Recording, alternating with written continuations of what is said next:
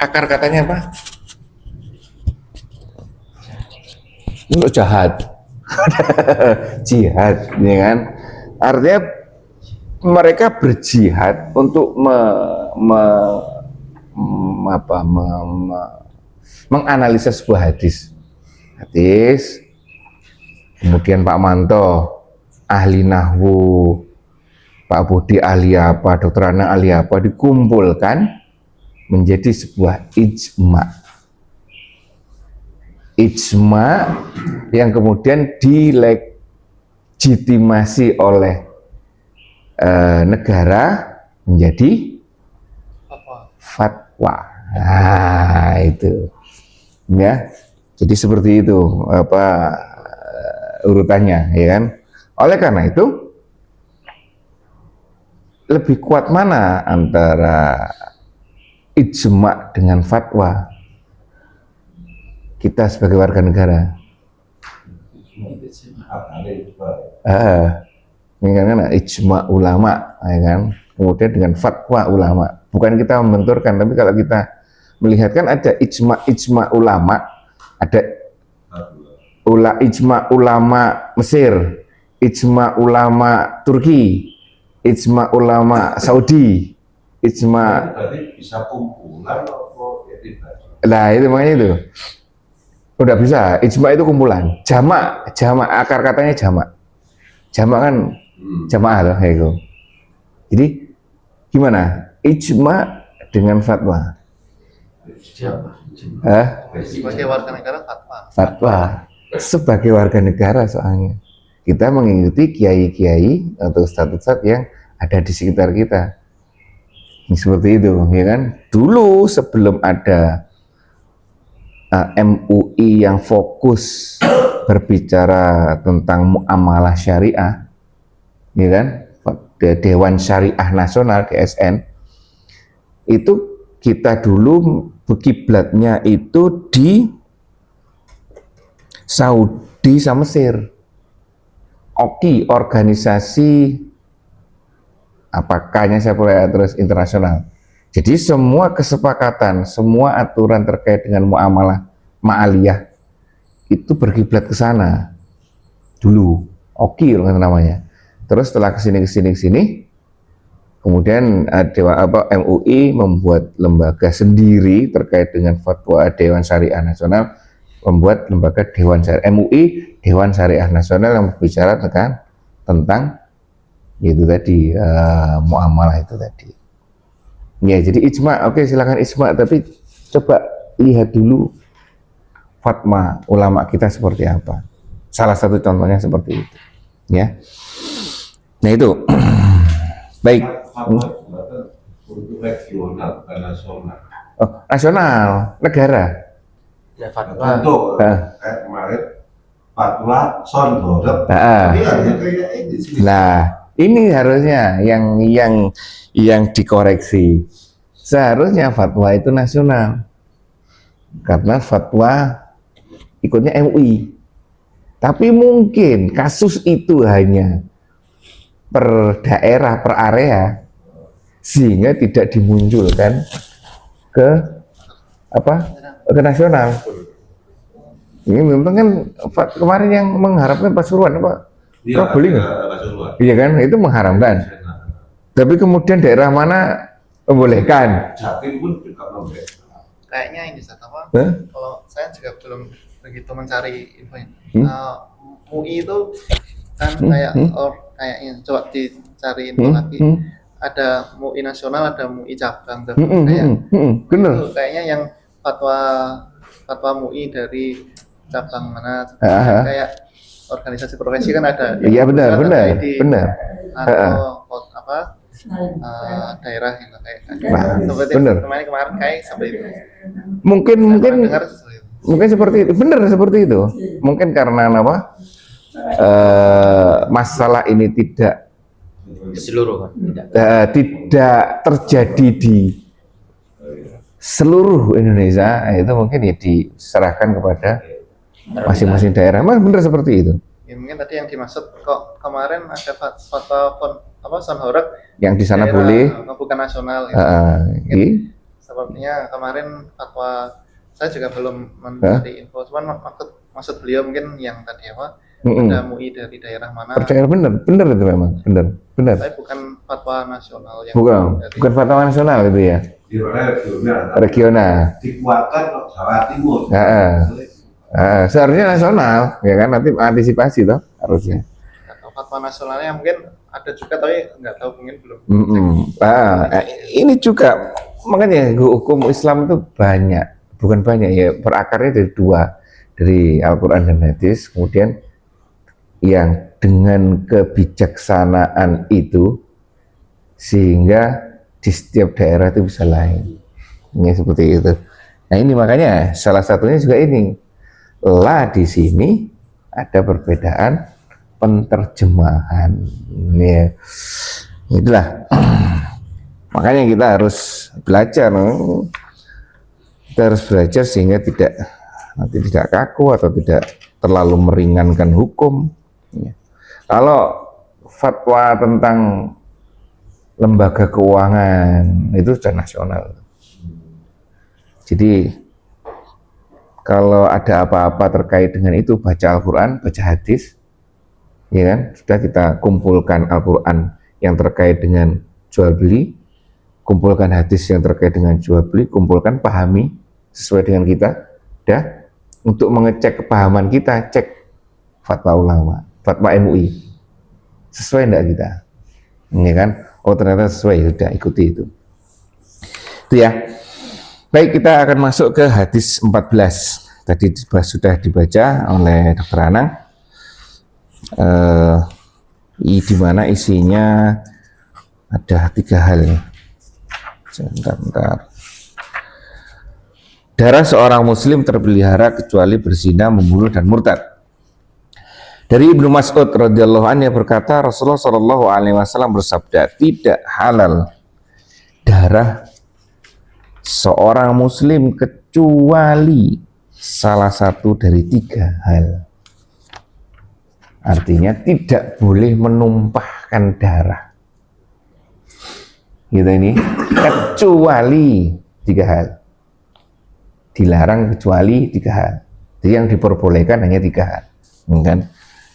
Pertama, membunuh. Yang kedua, berzina. Yang ketiga,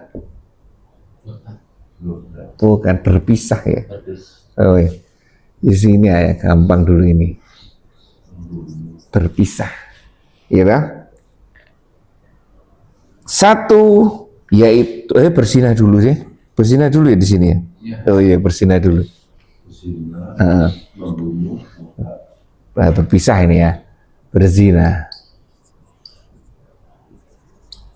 membunuh. Apakah ini merupakan gradasi mulai terberat, teringan, atau teringan terberat? Tergantung kita nanti memahaminya seperti apa. Ya, ini yang katanya ulama adalah salah satu maqasid syariah, maksud diturunkannya aturan dalam Islam, salah satunya terkait dengan 3 ini. Apa maksudnya? Islam itu mengatur beberapa, yang terutama 1, kehormatan atau keturunan. Yang kedua, jiwa. Yang ketiga, agama. Maqasid syariah namanya ini. Jadi ulama itu mengumpulkan, kenapa sih kok sampai ada aturan Islam itu? Sebenarnya maksud diturunkannya Al-Quran, hadis, aturan-aturan segitu banyaknya itu untuk apa sih? Kalau tidak salah untuk 5. 1, menjaga jiwa, yang terkait dengan darurat itu loh. Jiwa, keturunan, kehormatan, agama, dan darurat itu ada 5 keadaan tuh darurat itu. Lupa satu lagi. Iya kan? Kan jiwa, kehormatan, keturunan, agama, terus satu lagi saya lupa. Kita boleh makan babi karena Harta sih. harta ya. Oh ya, harta. Ya, ini mungkin seperti itu ya. Kita lupa-lupa seperti itulah. Jadi jiwa, agama, keturunan, kehormatan, apa lagi? Harta. Nah ini. Oh, dikumpulkan semuanya ternyata. Oh, inilah maksud diturunkannya Al-Quran, Sunnah, dan segala aturannya itu untuk menjaga ini. Ya, nah ini salah satunya diterjemahkan di hadis ini. Sekarang berzina. Berzina yang seperti apa yang hukumannya itu dibunuh? Apakah semua perzinahan dibunuh? Kalau sudah suami orang sudah punya suami sama-sama punya suami itu ya dirajam. Iya, gimana? Yang laki Sudah suami, yang laki punya istri. ya istri Nah. suami, Istri, terus yang istri punya suami, punya suami. terus lalu berzina, Nah, ini yang dirajam. dirajam. Kalau yang ini sama-sama masih nol, sama-sama masih ini ya. Dicambuk 100 kali. Apa dia diem aja? Ya, cambuk 100 kali dan dikeluarkan dari desa Selama 1 tahun. plus minus 1 tahun, kalau tidak salah seperti ini. Kalau tidak imbang, laki-lakinya punya istri, ininya sendiri, janda kan. Lupa ada kok hukumannya ini. Tidak sampai dibunuh tapi. Iya, tidak sampai dibunuh kan? Dinikahi ya. Tapi kalau nikah dia hamil kan nggak boleh. Iya tetap. Ini kan awalnya sudah salah. Hanya kita membicarakan hukumannya apa. Ada hukumannya. Begitupun sebaliknya toh, yang suaminya satu dan apabila istrinya ini dibunuh enggak? Dirajam enggak? Enggak. Enggak lupa ya kita ya. Ini ingat dokter Ana. Kalau ini jelas ingat ya. Ya. Kalau yang ini jelas ingat. Yang ini yang lupa ini. Ini kok dicambuk aja ini. Hah? Yang dua ini ya. Iya, lupa ini ya. Ya udah. Artinya walaupun kita lupa di sini ada konsekuensinya. Dan konsekuensi terberat mungkin ini. Ya, kenapa kok seperti ini? Ya kan? Karena untuk menjaga kehormatan atau keturunan ini. Islam sangat menjaga keturunan. Karena apa? Dampaknya ini tidak hanya pada saat itu saja, hingga si anak ini juga berdampak. Dampaknya apa Pak Manto? Kalau anaknya perempuan? Kalau perempuan tidak bisa jadi wali. Nah, bapaknya tidak bisa. Bapaknya yang jadi wali harus Orang tuanya. orang yang menghamili, Iya. ya kan seperti itu. Kalau hanya laki-laki, Ya, dia tidak dapat warisan. waris dari orang tua yang bukan orang tua biologisnya. Ya, dampaknya panjang nantinya. Ya ini, makanya itu. Karena dampak ini semuanya dampaknya besar, ya kan? Dampaknya besar. Karena dampaknya seperti itu sehingga kenapa kok ini tidak diperbolehkan menjaga kehormatan. Sama logika kita misalkan. Secara coba kita hitung-hitung secara syariat, zina sama menikah itu enak mana? Enak menikah. Secara logikanya kita, kalau kita mau hitung-hitungan. Oh itu kan ya zina. Lah, kagak dihitung-hitung deh, enak zina. Kenapa? Ya itu tadi. Gak ngingoni. Tahu ya. Nah, tapi ya karena ada perintah seperti itu, iya kan, dan dampak yang luas nanti ke depannya, aturan mengharuskan menikah. Ini seperti itu ya. Jadi karena dampaknya yang luas, tidak hanya saat itu saja. Kalau saat itu saja enak, kita tidak perlu ini, tidak perlu itu, paling udah sadar selesai. Ini kan? Kalau menikah sampai pertanyaan kalau sampai anak, tidak hanya diri dan istri saja. Iya kan? Pertanyaannya sampai anak.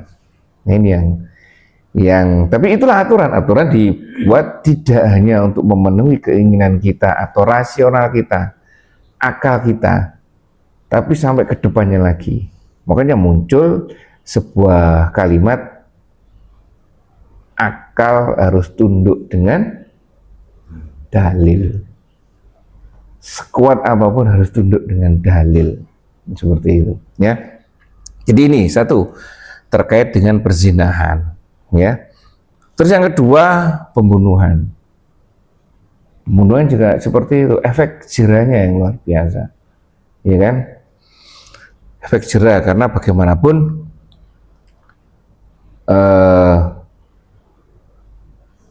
membunuh kalau tidak ada efek jerah yang kuat, ya nanti ya dia akan terulang kembali, ya kan? Bagaimana kan? Artinya sengaja apa? Sengaja. Ya membunuhnya seperti apa? Nah, membunuhnya seperti apa? Dan membela diri kan Ya, bisa. membunuhnya benar, membunuhnya seperti apa ya harus mendapatkan hukuman kisos. Nah, ini benar seperti ini, zina yang seperti apa? Membunuhnya seperti apa? Membunuh satu, apakah berhadapan dengan begal? Ini berhadapan dengan begal. Nah, ini Membela diri berarti. nah, diri.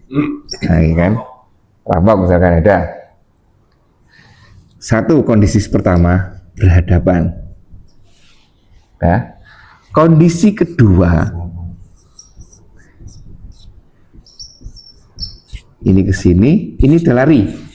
Ini yang ini yang negatif ya, yang musuhnya ini. Ini sudah lari, ya kan? Nah, dari dua ini, mana yang Maksudnya hukumannya kisos? yang negatif yang mana? Yang membunuh, yang nakal, yang nakal. Ini kita. Ini berhadapan, salah satu terbunuh. Kalau ini satunya, kok Pak Manto kok jurusnya kok luar biasa nih, lari, dioper terus dibunuh. Mana yang dihukum kisos?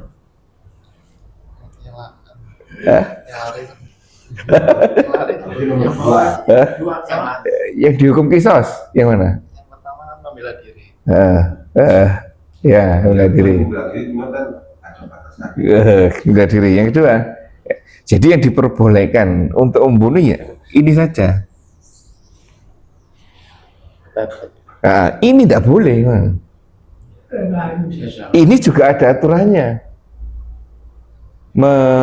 Membela diri, tidak memulai, gitu kan? Ketat sekali pokoknya aturan seperti ini juga sebegitu ketat. Kembali ke sini. Ini tidak hanya ini saja, harus ada pembuktian di mana ada 4 orang saksi. Video boleh enggak? Perempuan. Video boleh enggak? Shopping nih. Kemudian dihadapkan ke hakim. Ini boleh enggak? Enggak boleh. Harus melihat dengan mata kepala sendiri. Tidak hanya itu, ditambah lagi dengan masuknya penis ke vagina.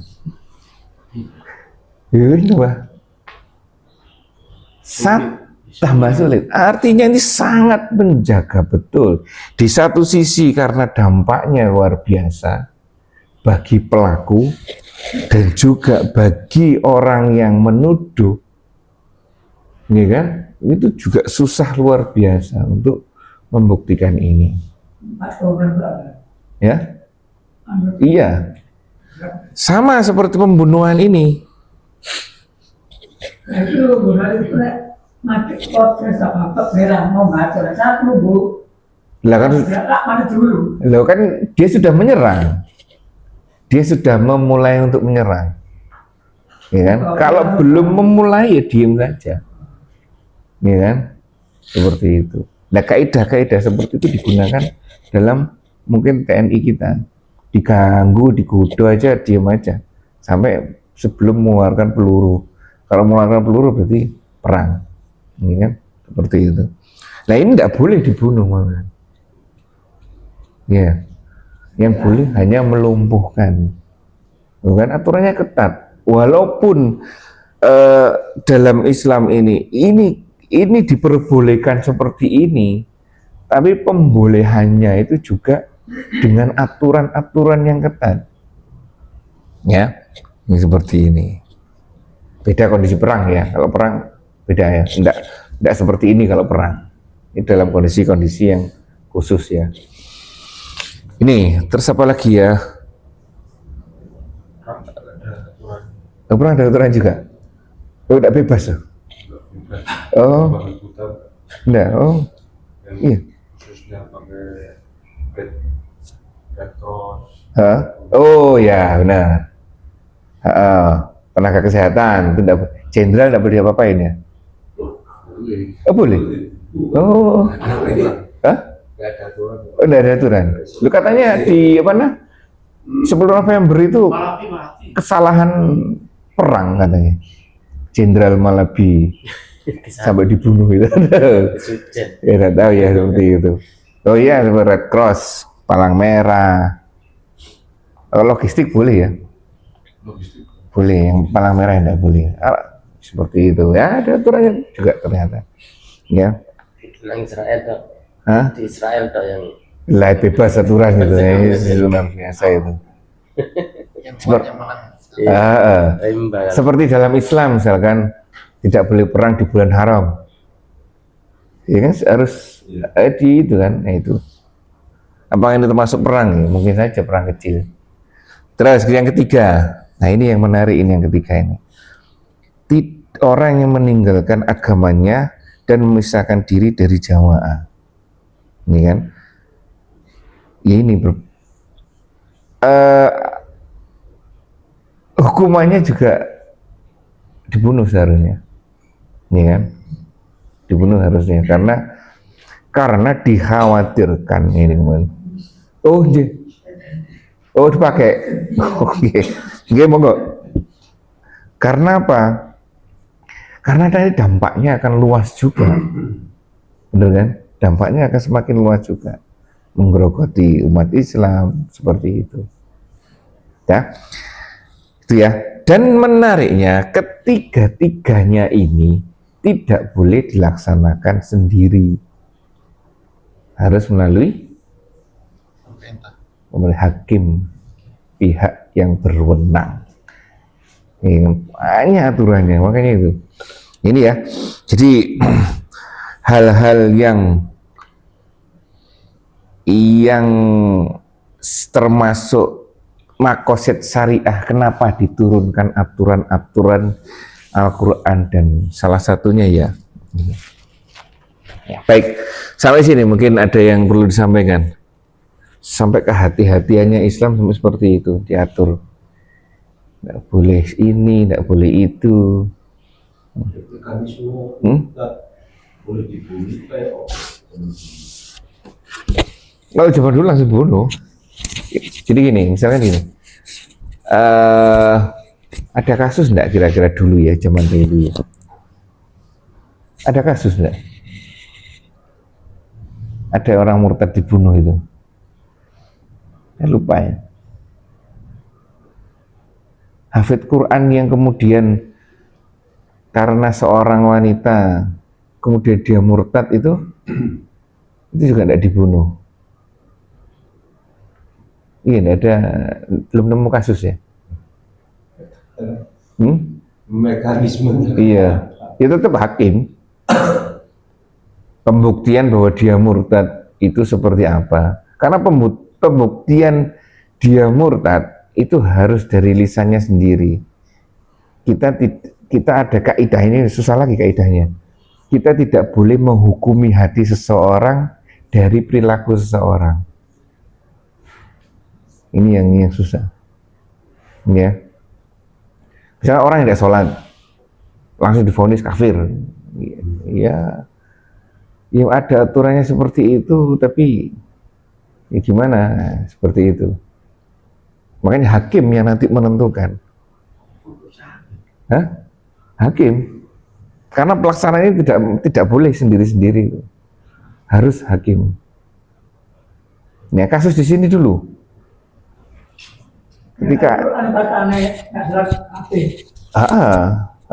tapi penerapan itu kan harus yang menyatakan harus hakim. Orang murtad juga kan harus disiarkan. Betul.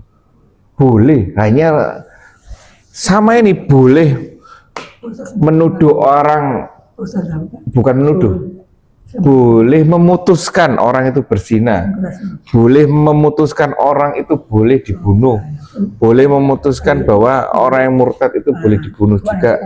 Hanya saja ada mekanisme dan yang menentukan bukan pribadi-pribadi.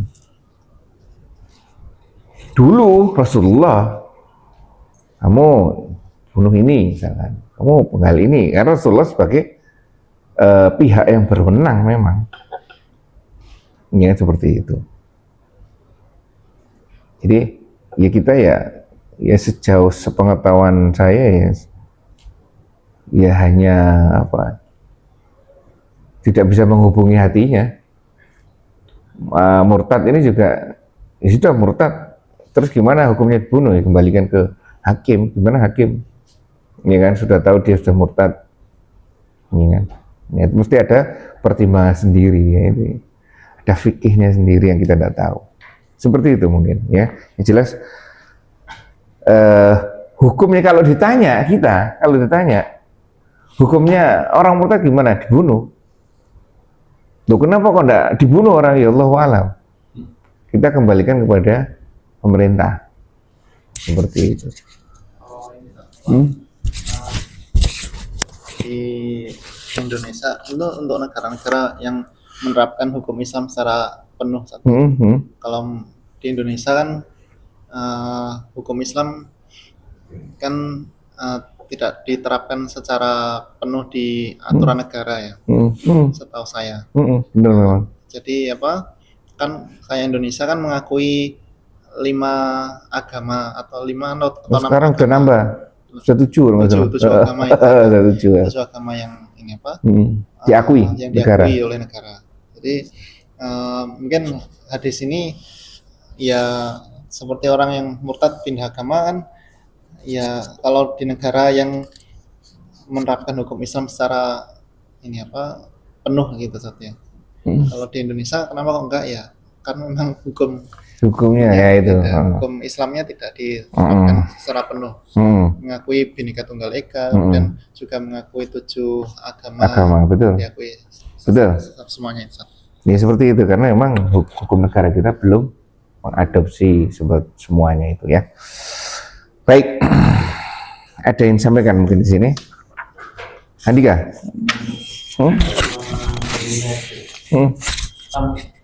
Untuk membuktikan harus dengan 4 orang saksi. Ini kasusnya untuk hukum rajam kan. Kalau bukan hukum rajam, hukum negara, tetap CCTV itu berlaku. Hukumnya penjara ataupun sanksi sosial administratif itu kan berlaku. Tapi untuk rajam harus 4 orang saksi. Bukankah dengan seperti itu nanti orang Islam itu akan bermudah-mudahan untuk berzina? Bukan ngumpet-ngumpet gitu. Karena pembuktiannya susah. Karena karena pembuktiannya susah. Iya, makanya itu kembali lagi ke personnya masing-masing. Ini memang penjagaannya luar biasa. Tapi apa ya, dalam pembuktiannya juga susah luar biasa. Istilah tempat-tempat sendiri lah. Harapannya seperti itu. Bagaimana apresiasi Rasulullah ketika ada seorang wanita mengaku dia berzina, yang kemudian yang kemudian netizen, nah itu mencibirnya, semua netizen mencibirnya kan. Tapi kemudian disampaikan Rasulullah bahwa keimanan orang ini itu lebih berat daripada kalian semua. Itu harapannya memang seperti itu. Jadi pengakuan diri sendiri.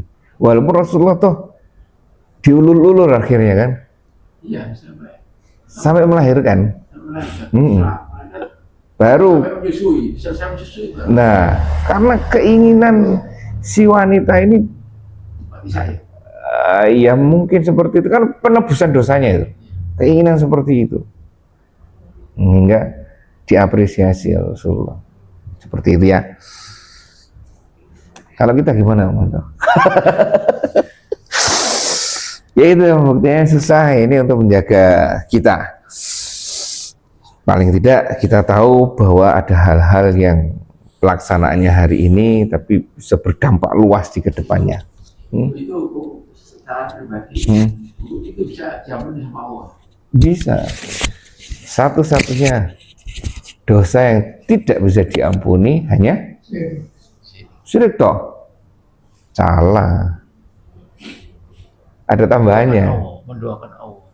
Enggak, masih bisa diampuni mendoakan Allah. Syirik masih bisa diampuni.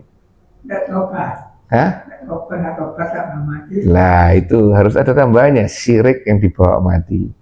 Itu yang tidak diampuni. Iya. Orang mu'alaf diampuni. Ya, itu syirik yang dibawa mati. Itulah dosa satu-satunya yang tidak diampuni. Ya. Baik. Kita lanjutkan lagi. Hadis ke-15. Monggo, Dr. Anang. Hadis ke-15, akhlak yang mulia dari orang-orang yang beriman. An Abi Hurairah radhiyallahu anhu anna Rasulullah sallallahu alaihi wasallam qala man kana yu'minu billahi wal yaumil akhir falyakul khairan aw liyasmut wa man kana yu'minu billahi wal yaumil akhir falyukrim jarah wa man kana yu'minu billahi wal yaumil akhir falyukrim dhaifah. Rawahu Bukhari wa Muslim. Dari Abu Hurairah radhiyallahu anhu, dari Rasulullah sallallahu alaihi wasallam, beliau bersabda, barang siapa yang beriman kepada Allah dan hari akhir, hendaklah berkata yang baik atau diam. Barang siapa beriman kepada Allah dan hari akhir, hendaklah dia memuliakan tetangganya. Dan barang siapa yang beriman kepada Allah dan hari akhir, hendaklah dia memuliakan tamunya. Hadis riwayat Al-Bukhari dan Muslim. Hadis-hadis seperti ini kan berat-berat ya. Ini kan. Jadi Abu Hurairah radhiyallahu an bahwasanya Rasulullah sallallahu alaihi wasallam bersabda, sudah di statement awalnya sudah ditegaskan, siapa yang beriman kepada Allah dan hari akhir. Siapa yang beriman kepada Allah dan hari akhir, hendaklah ia berkata baik atau diam. Nah, dengan kondisi sekarang saat ini, kan bukan hadisnya yang salah, tapi maknanya yang sudah mulai meluas, ya kan? Berkata baik atau diam ini tidak hanya melalui lisan, juga melalui tulisan dengan tangan, ya kan? Seperti itu. Ini meluas maknanya. Alat komunikasi atau sarana untuk berkomunikasi sini. Bila memang itu tidak memungkinkan atau kita anggap itu tidak bermanfaat, ya sudah, baik atau diam. Ya kan? Jempol tidak hanya untuk nulis saja, untuk men-share ulang. Itu tidak perlu ngetik kan? Share ulang gitu kan? Nah, itu juga apakah termasuk dengan hadis ini? Ya termasuk, ya kan? Nah, berkata baik artinya semua Oke lah, kalau misalkan berkata ini kita perdalam lagi, tidak hanya lisan tapi visualisasi apa yang ada di dalam kepala kita. Iya. Apa yang bisa tulisan, bisa lisan, bisa aktivitas fisik, ya kan? Apabila semua itu tidak menjadikan kita baik, mending diam. Ya, ini maksudnya perluasan maknanya di sini. Karena memang zamannya sudah menuntut untuk meluaskan makna yang di sini. Ya, jadi berkata itu kita lebih maknai dengan jembatan ini. Ini yang ada di otak kita menjadi sebuah informasi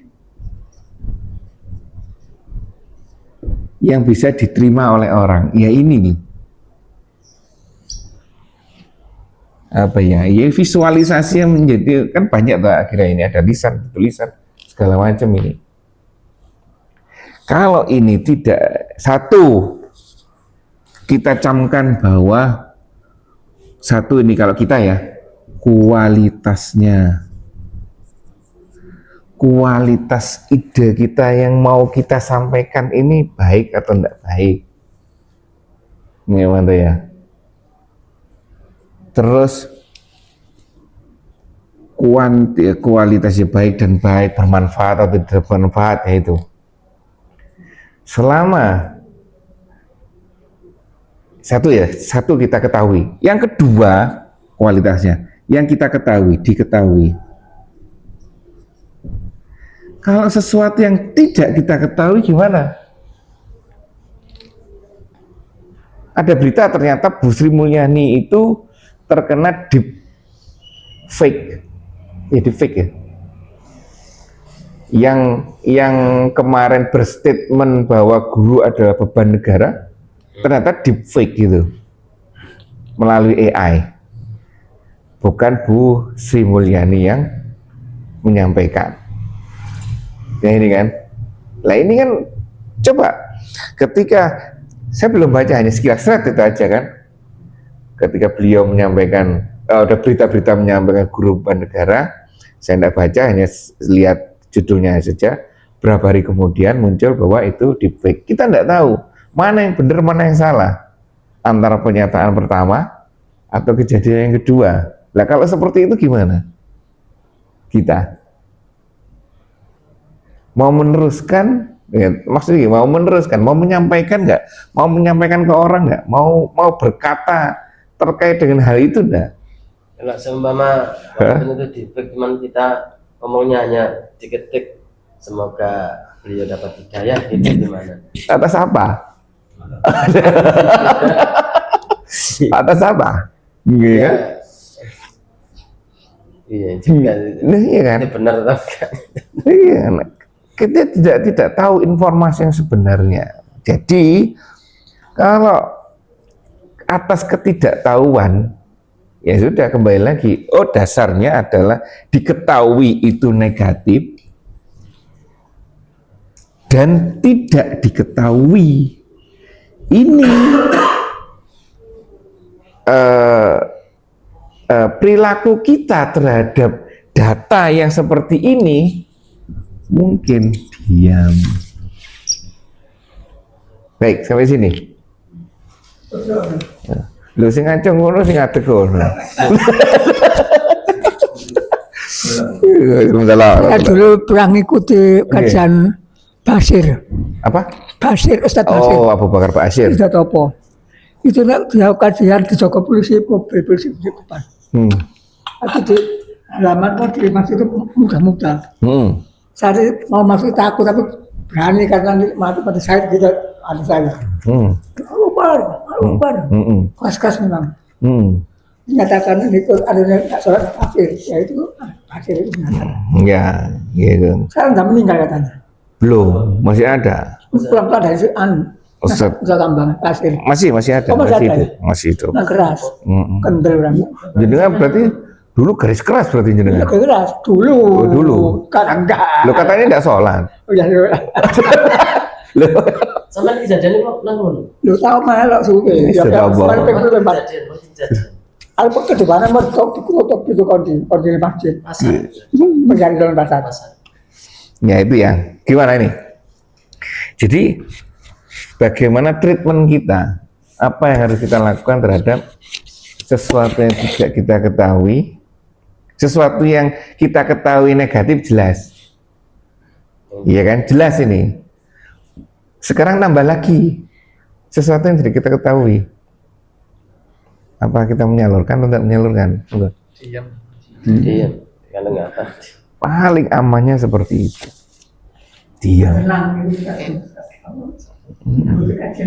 Bisa terkait dengan Hah? hadis yang sebelumnya. Hah? Yang apa? Yang apa? Ke-12 yang meninggalkan hal-hal yang tidak bermanfaat. Sia-sia itu, bener. Ya. Iya itu, setuju saya, iya kan? Bener sih. Ya inilah yang kadang-kadang yang sekarang ini ya kita tidak tahu, iya kan?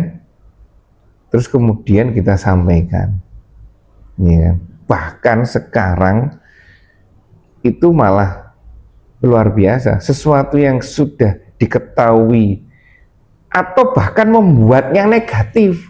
Loh, sekarang seperti itu. Tidak hanya berita ini negatif, sudah jadi negatif atau sudah jadi positif, baik atau buruk, tapi berusaha membuat berita yang negatif kemudian disampaikan. Ya, ada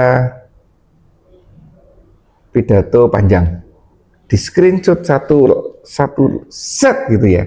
Nah, kemudian saya komentari, Pak Manto komentari, semuanya mengomentari, dan masing-masing, ya kan? Ya. Satu screenshot saja, satu detik ini, seret. Komentari.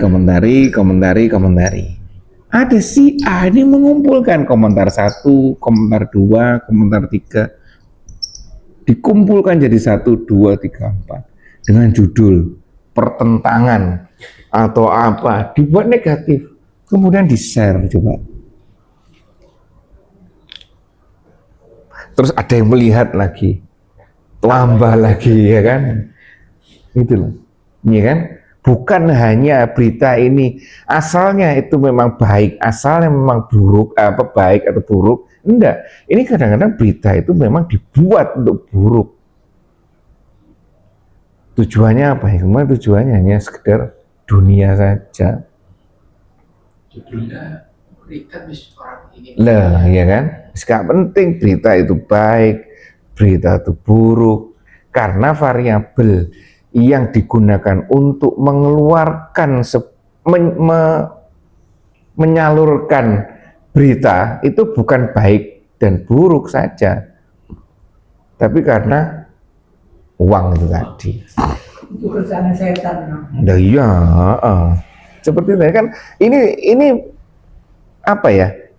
Hadis ini menggunakan variabel kalau enggak kan beriman. Hendaklah berkata baik atau diam. Ini kan, kalau kamu ketahui sesuatu itu baik, sampaikan, kalau enggak, diam. Jadi variabelnya sudah baik dan tidak baik. Yang dijadikan filter adalah baik. Kalau sekarang enggak, yang dijadikan filter adalah uang, subscriber, follower, itu semacam-macam itu. YouTuber, ya kan, macam-macam itu, ya kan, seperti itu. Namanya roba sekarang. Itu. Orang itu kadang-kadang YouTube. Nah itu, ya kan. Baik itu ya. Jadi memaknai lebih.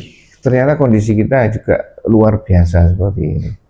Terus apa yang harus kita lakukan? Treatment terhadap berita ya. Kalau nggak tahu, diem aja. Diem aja ya. Ya seperti itu. Ya, dilanjutkan dengan barang siapa yang beriman kepada Allah dan hari akhir, hendaklah ia menghormati tetangganya. Tetangganya mana? ya kan? Satu, mengindikasikan bahwa ini berat.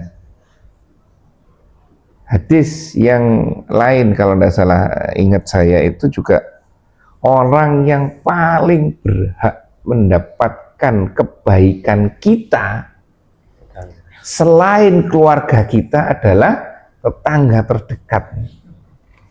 Ini berat. Sering lewat, terlewatkan. Ya itu yang harus dicamkan ya kan. Ya kita memang gimana kalau tetangganya cerewet seperti Pak Manto, ya kan? Ya itu harus cari pahalanya di sana itu. Ya Manto ya gimana ini? Itu berat memang, ya kan? Tapi ini perintah. Kita lakukan semampu kita, ya kan? Allah kan bukan berarti. Iyalah, iya kan seperti itu. Teknisnya seperti apa ya? Teknisnya ya semampu kita, ya Manto ya. Nah, dari sini lanjutkan lagi sedikit lagi. Barang siapa yang beriman kepada Allah, masalahnya di depannya selalu barang siapa yang beriman kepada Allah dan hari akhir. Berat ini, ya kan? Berat ini seperti mungkin kalau di dalam Al-Quran ya ayyuhalladzina amanu, orang-orang tertentu saja. Ini juga orang-orang yang tertentu. Artinya orang-orang yang meyakini bahwa aturan di balik itu, aturan setelah kalimat ini itu diikuti dan yakin kalau aturan itu pasti benar. Seolah-olah ayo kon ngaku Islam. Iya, ini ya, beriman kepada Allah ini hendaklah ia memuliakan tamu. Pernah dibahas tamu ini seperti apa? Apakah tamu itu selalu orang yang dari jauh? Apakah dokter Anang sama saya hanya satu rumah, 2 rumah aja termasuk tamu, iya kan? Sama aja. Ternyata setelah saya membaca ada 2 kitab atau 3 kitab, penjelasannya tidak ada keterangan detail. Jadi tamu adalah orang yang masuk dalam rumah kita. Batasannya itu ya, yang namanya. 3 hari. Terus gimana ini? PLN gitu ya. Gini Pak, enggak dibuka, enggak disalam, enggak di itu lah gitu. Gimana urusan?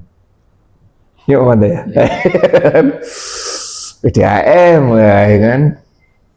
Ya seperti Ya terasa juga sih kalau saya di kerjaan itu selalu akhirnya orangnya senyum, kayak seneng gitu. Kalau kita selalu tepat waktu membukakan pintu. PLN, listrik, apa air juga, seolah-olah kita sudah kenal artinya kok rumah ini selalu disambut. Ini memuliakan ya, memuliakan tamu kan? Nggak siapa apa loh, bukakan gitu. Akhirnya di luar juga kenal. Iya, loh, memuliakan tamu. Sekarang kita kan sudah berubah ya, gitu. Tapi ya mungkin punya pendapat sendiri-sendiri, misalkan yang di rumah saya enggak ada orang, iya kan? Iya kan? Tiba-tiba dibukakan. Iya. Misalkan meniru, ya benar, meniru adabnya Nabi Ibrahim alaihissalam ketika didatangi oleh 2 malaikat tanpa berkata apa-apa, disuruh duduk suguhi makan. Setelah kenyang baru tanyain, kamu ngapain ke sini? Kamu siapa? Ngapain ke sini? Itu setelah kenyang. Ya kan, setelah semuanya tersedia, walaupun tidak makan ya, tersedia, tapi baru ditanya. Kalau kita enggak tanya, itu langsung tanya, mau ngapain? Enggak dibuka pintu, enggak itu ya kan. Bahkan enggak ada orang Mas. Ya, seperti itu ya kan. Yang ngomong bukan. Ya, makanya itu kan. Tapi kan akhirnya kan kembali ke situasi kita seperti apa. Ya, Pak Manto juga harus mendidik istrinya ketika tidak ada orang tiba-tiba memasukkan Pak Budi. Wah bahaya. Nah itu kan. Nah, adabnya kan sebagai tamu juga harus beradab, sebagai tuan rumah harus beradab juga. Inilah nanti yang bisa mensinkronkan ini. Kalau salah satu yang jomplang, itu yang harus butuh aturan yang ketat di situ. Ini apa ya? Ini memuliakan tamu ini seperti apa ya? Berat juga ini. Hak tamu misalkan, Pak Mantu tiba-tiba ujuk-ujuk ke rumah Bodi, ya kan? Jangan tahu hak tamu itu seperti apa. Tahu dipersilakan tidur 3 hari, makan dan itu 3 hari. Ya udah saya di sini 3 hari. Ya Mantu ya. Iya kan? Itu hak tamu gitu kan? Ya seperti itu. Ya tidak juga seperti itu. Ya kan? Bahkan ada yang menyampaikan bahwa adabnya tamu melihat rumah orang dalam, kita di ruang tamu melihat dalam itu seperti melihat aurat wanita. Maksudnya Privasi. Jadi jangan jelalatan. Itu Pak Manto TV-nya kok jelek. Loh Pak Manto kok ininya kok seperti ini, nggak boleh. jadi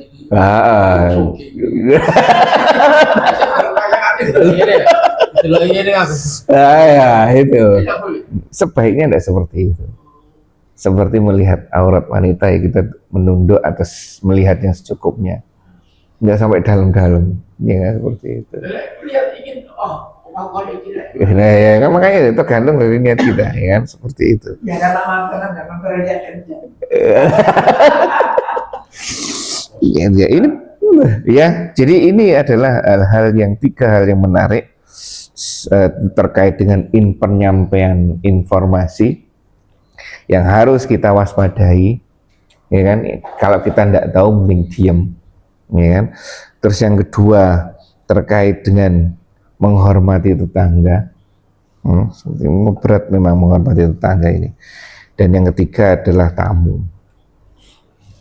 Baik, sampai sini ada yang mau disampaikan?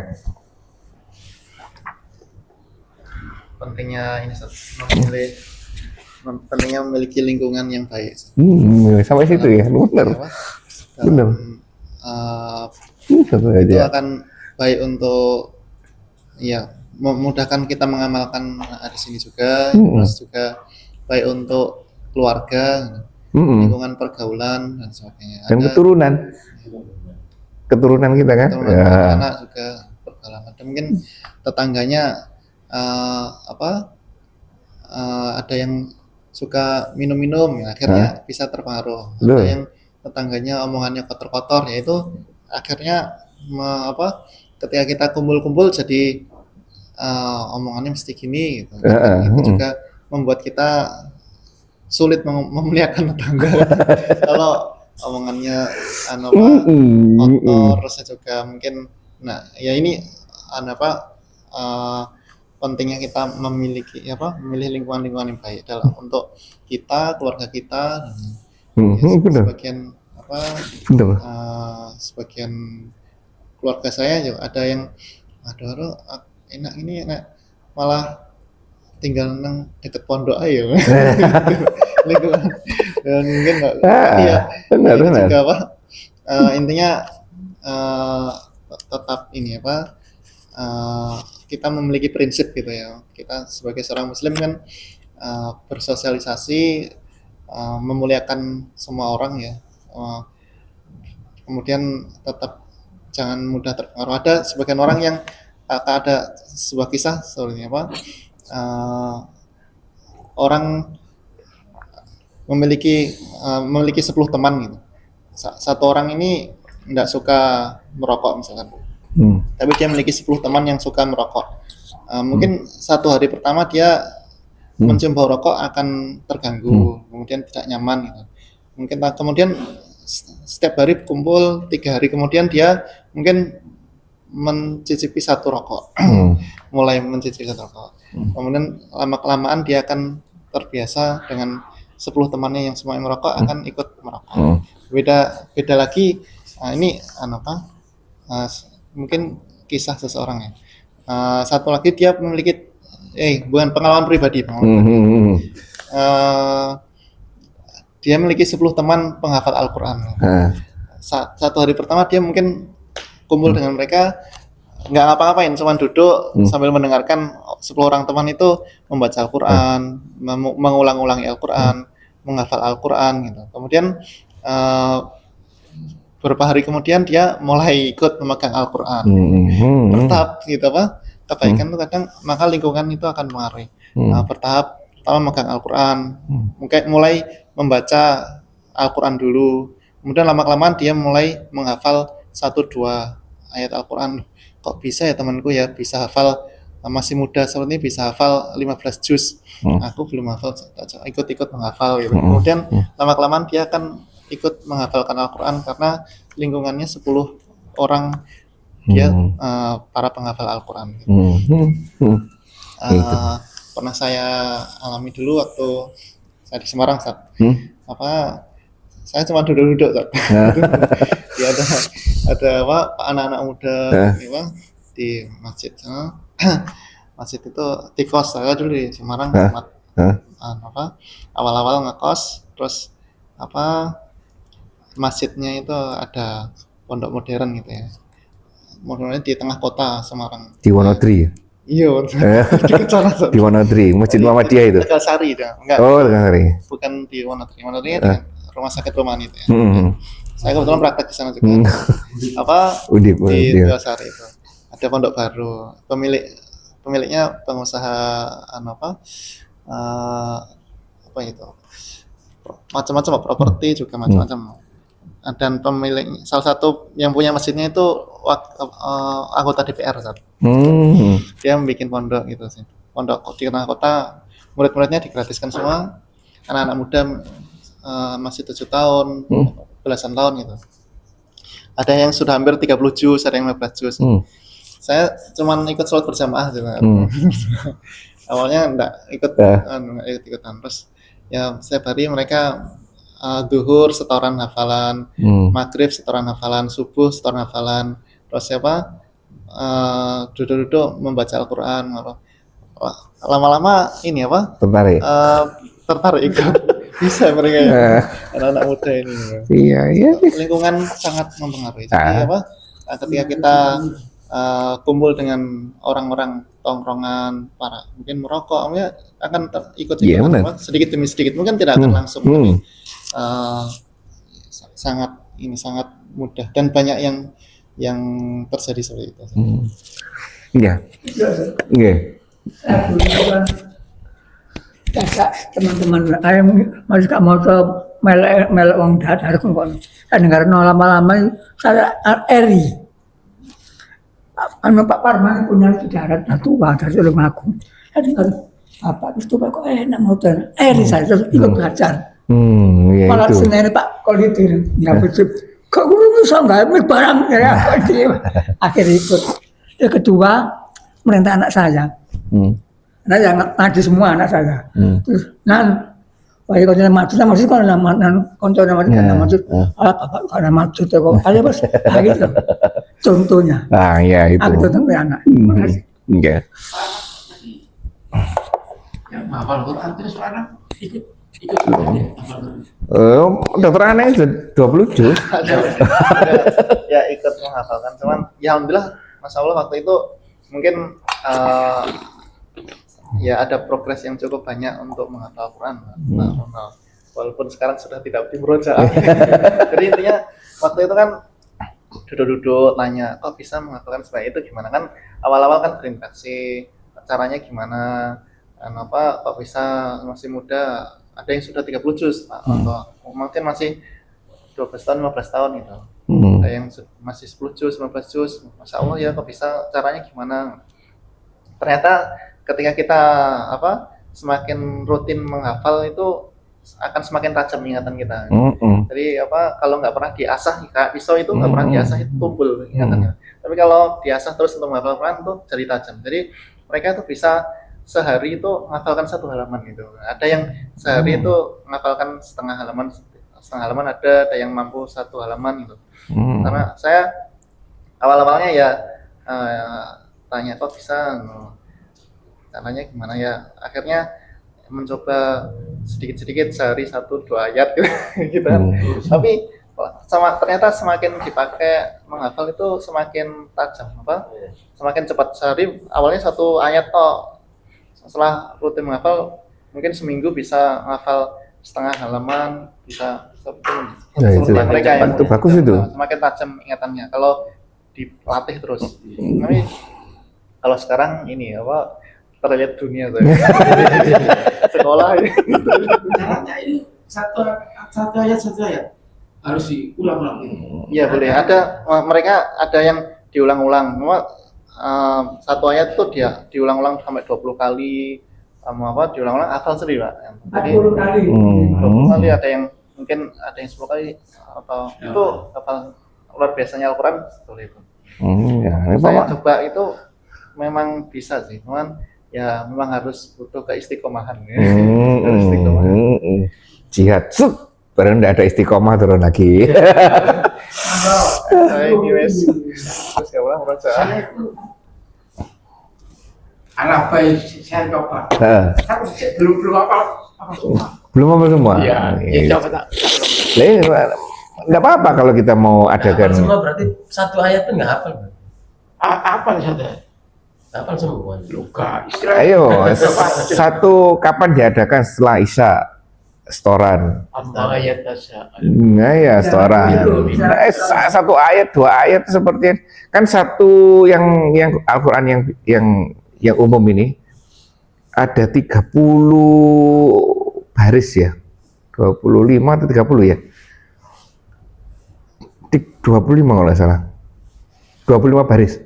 Iya. Hafalin. Setuju ada. Ya itu.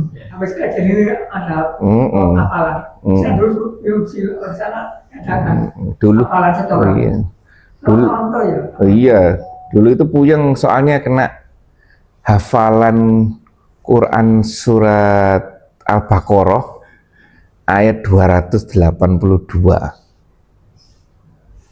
Satu ayat itu satu halaman ini. Nah, apa-apa itu semandek. Ya itu ya. Nah ini ada satu terkait dengan hadis ini lingkungan. Oke, kita lingkungan seperti ini sudah terbentuk, insya Allah tinggal kita jaga keistiqomahan kita. Monggo tidak apa-apa kita bikin komunitas baru, ya kan? Setoran hafalan, tidak apa-apa. Saya juga alhamdulillah sudah ada yang mengganti praktek, jadi enak tinggal telepon. Anaknya. Iya.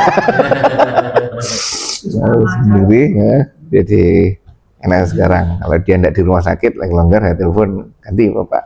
Iya siap. Nah, tidak apa-apa yuk kita agendakan. Ya seperti Pak Manto, satu baris, dua baris, ya kan? Berapa kali Pak? Ya seperti itu.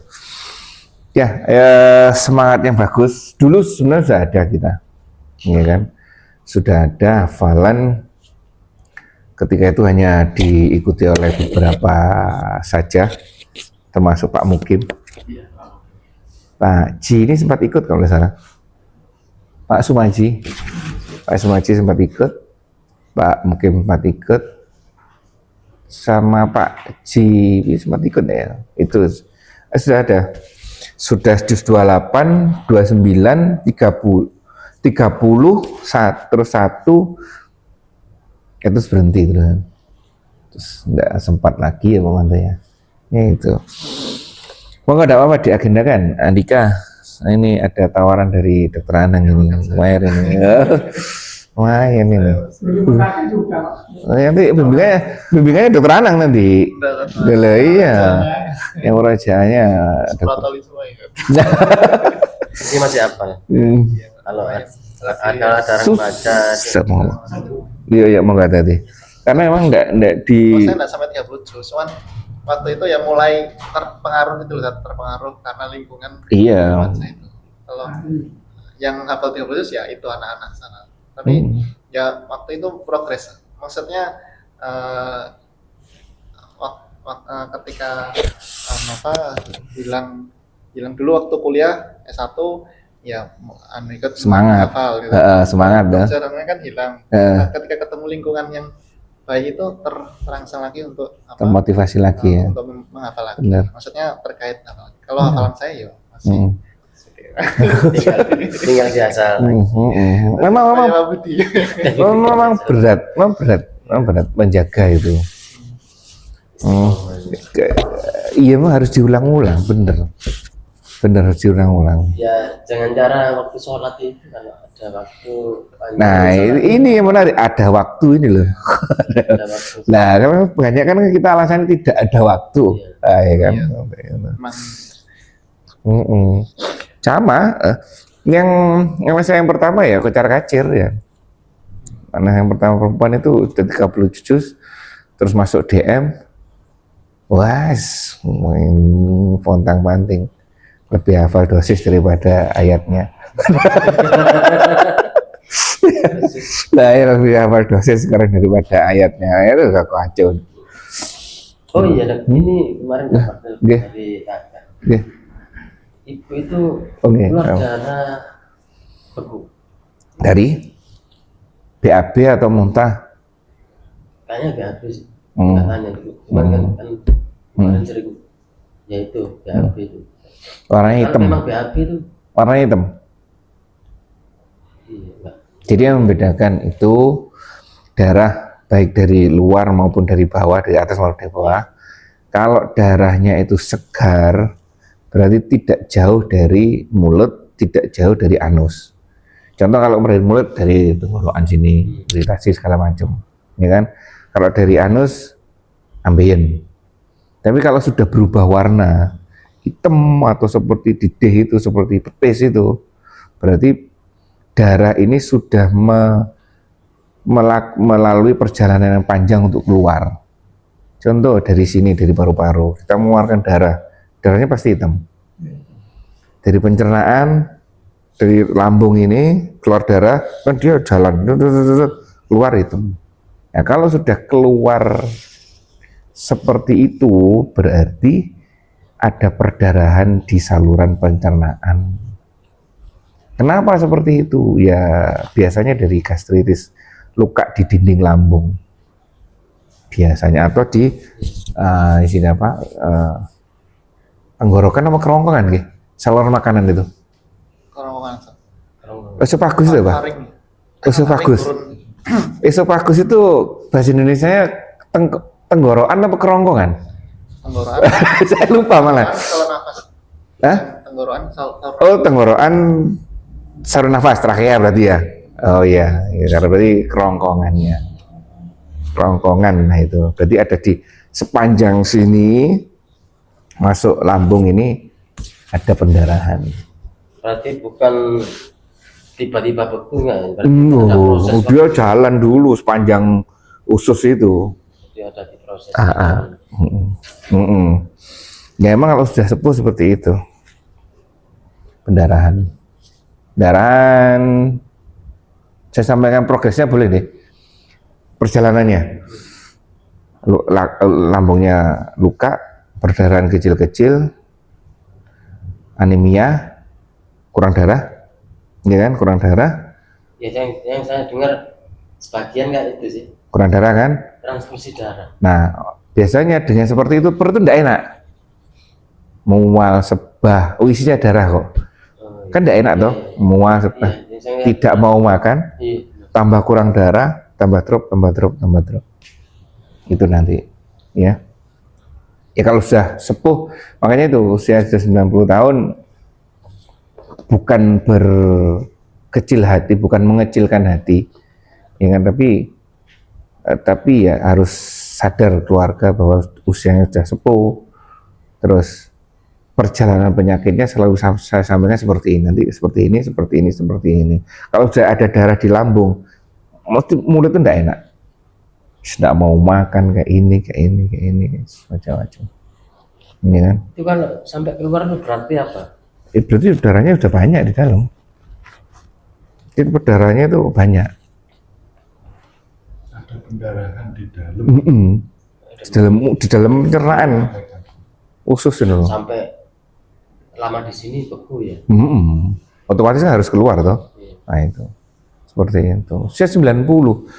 Ibunya Pak Budi ya. Ibu 90 tahun. Itu.